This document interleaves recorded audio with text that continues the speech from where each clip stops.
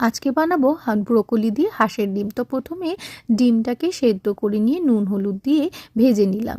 তারপরে একটা কড়াইয়ে তেল গরম করে একটুখানি সাদা জিরে ফোড়ন দিয়ে আলু আর ব্রোকলিকে ভেজে তারপরে দিয়ে দিলাম এই বাটা মশলাটা। বাটা মশলার মধ্যে ছিল পেঁয়াজ, রসুন আর কাঁচা লঙ্কা। এটা বাটা মশলাটা দিয়ে দিলাম। এরপরে একটুখানি কষিয়ে দিয়ে দেবো জিরে গুঁড়ো, হলুদ আর একটু শুকনো লঙ্কার গুঁড়ো দিয়ে অল্প একটু জল দিয়ে নাড়াচাড়া করে একটুখানি করে কষিয়ে নেব।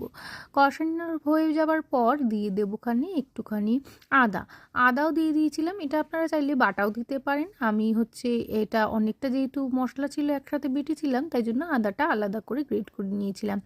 ভালো মতো মোটামুটি কষানো হয়ে গেলে দিয়ে দেব টমেটো কুচি। টমেটো কুচিটা একটুখানি নেড়ে চেড়ে একটু গলে গলে গেলে দিয়ে দেব ভেজে রাখা ডিমগুলো। এরপরে এটাকে একটুখানি ভালো করে নেড়ে চেড়ে পরিমাণ মতো এবার জল দেব। তার আগে কিন্তু আমি কটা কড়াইশুঁটি দিয়ে দিয়েছিলাম। এই শীতের বাজারে কড়াইশুঁটি কিন্তু খুব উঠেছে।